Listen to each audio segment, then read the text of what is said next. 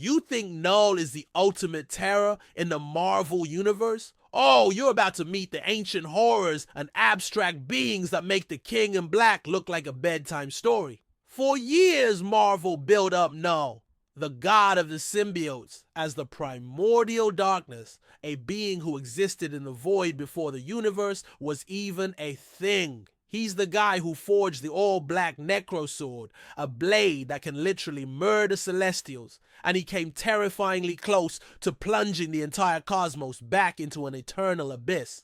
His power was absolute, his reign of terror undeniable. But what if I told you that in the grand horrifying tapestry of the Marvel cosmos, Null is just one dark scary thread? Today, we repealing back the layers of reality to stare into the abyss at the beings who lurk far beyond Null's shadow. These are the entities whose very existence is a headache to even think about, whose power makes creating and destroying universes seem like child's play. So get ready, because here are the cosmic horrors that are even more powerful and terrifying than Null.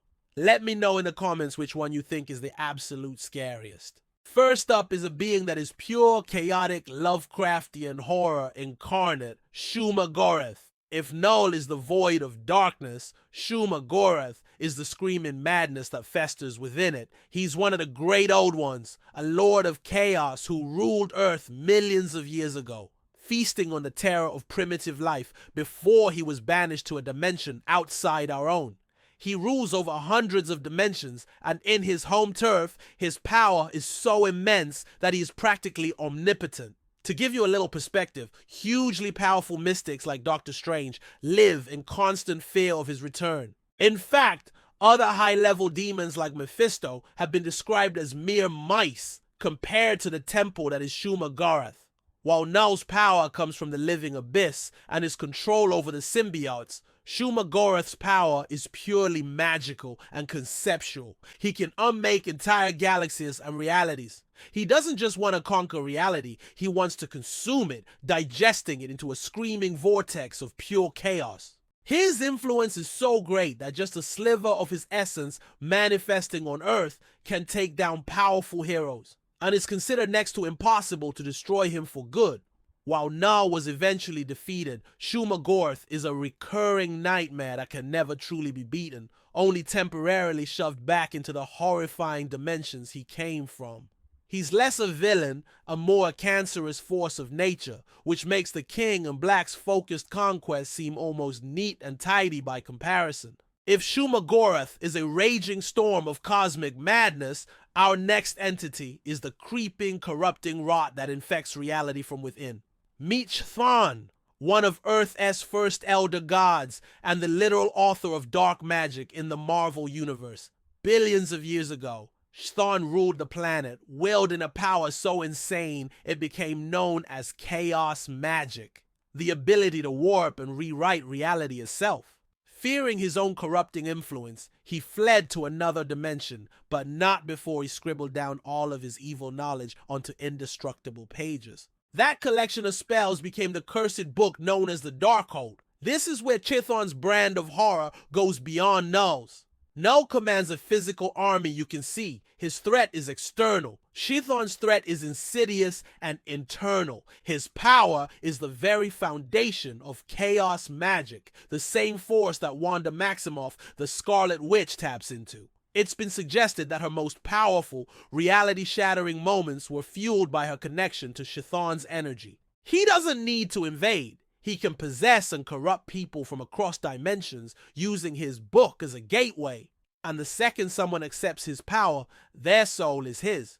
He's so potent that a normal human body can contain even a fraction of his true energy without instantly burning out. His power is described as practically infinite, and he's almost completely immune to physical attacks. Think about that. Null was ultimately beaten by physical force and the power of light. How do you fight a being who wrote the book on reality-bending dark magic? You can't stab a concept, and Chthon is the living concept of dark, chaotic magic. Alright, now we're taking a huge leap in scale. The entities we've discussed so far, Null included, all operate within the confines of the multiverse. The Beyonders operate outside of it. They are a mysterious, impossibly powerful race from an unknown dimension, so alien that even the most ancient cosmic beings of the multiverse didn't know they existed for eons. To them, the entire Marvel multiverse is just a petri dish for their experiments. Their most infamous and terrifying act was revealed in the lead up to the 2015 Secret Wars event. It turned out the Beyonders were the ones causing the incursions, the catastrophic collisions of parallel universes. And why? For an experiment. Their goal was to detonate every single universe at the exact same time, just to see what would happen. They created the Molecule Man in every reality to be a living bomb, all set to go off and simply end the multiverse. Let's put their power into perspective. They effortlessly killed the Living Tribunal, the ultimate judge and guardian of the multiverse.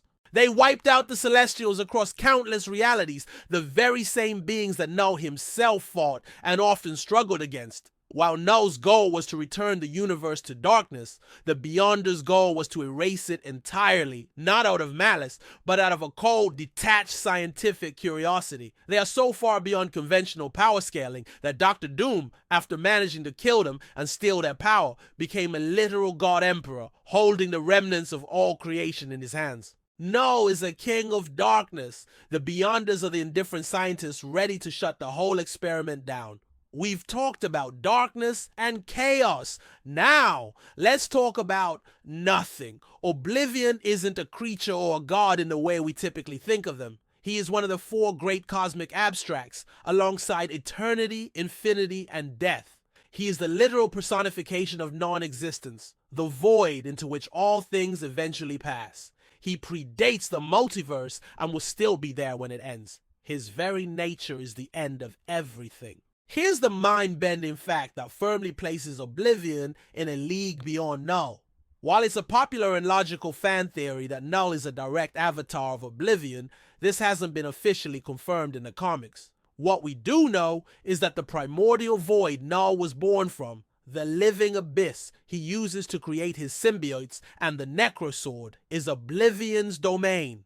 Null may be a tidal wave of darkness, but Oblivion is the entire endless ocean of nothingness.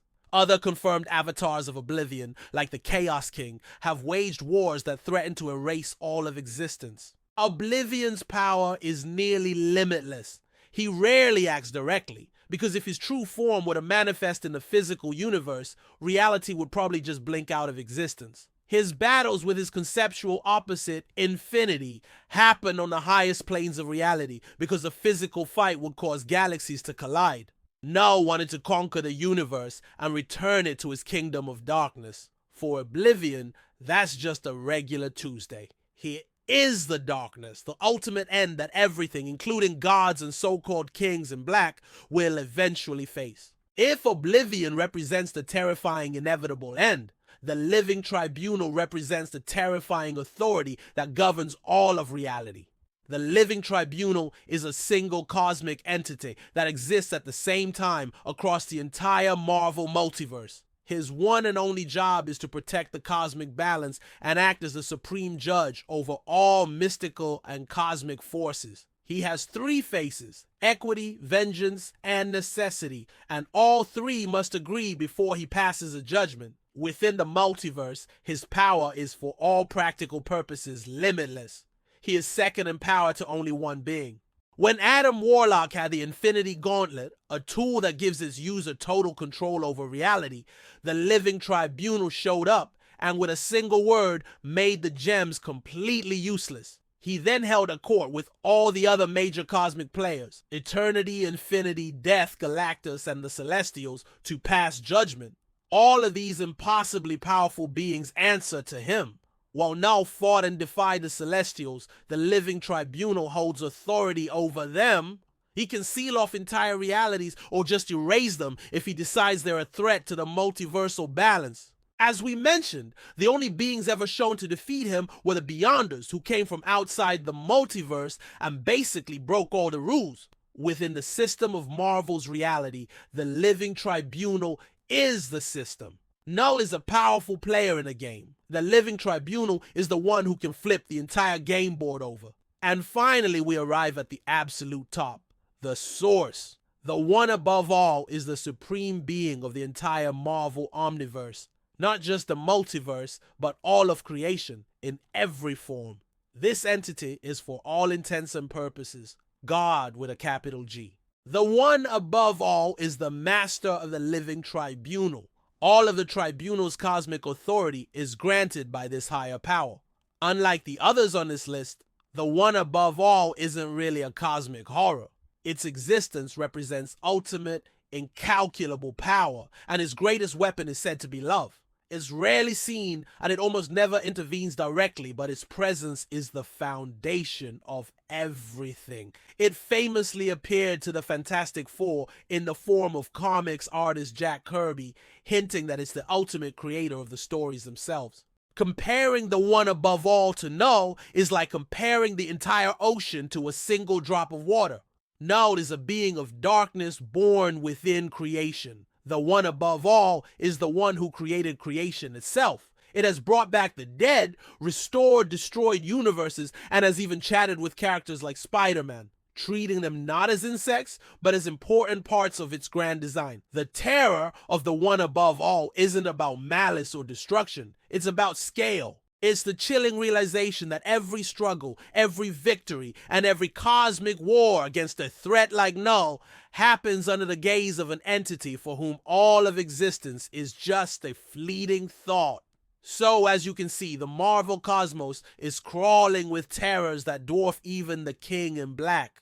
From the maddening chaos of Shumagorath to the silent absolute end of Oblivion, all the way up to the unquestionable authority of the living tribunal and the infinite power of the one above all. Null may be the god of the symbiotes, a seriously formidable and terrifying king of his own dark corner of the universe, but in the grand scheme of things, he's just one nightmare among an endless expanse of cosmic horrors. And hey, don't forget to subscribe and ring that bell so you never miss a showdown. Until next time. You ever dance with the devil in the pale moonlight? Now the devil's me grinning real tight, teeth like razors, mind like a maze. I ain't just crazy, I'm venomous rage. Haha, you thought I was wild for, now the city's mine. Crawl beneath the floor, Gotham ain't safe, not from this grin. Every joke I tell, got a bite within. Venom in my veins, chaos in my soul, even Batman knows I'm out of control. Cards stay sharp, fangs stay sharper, every day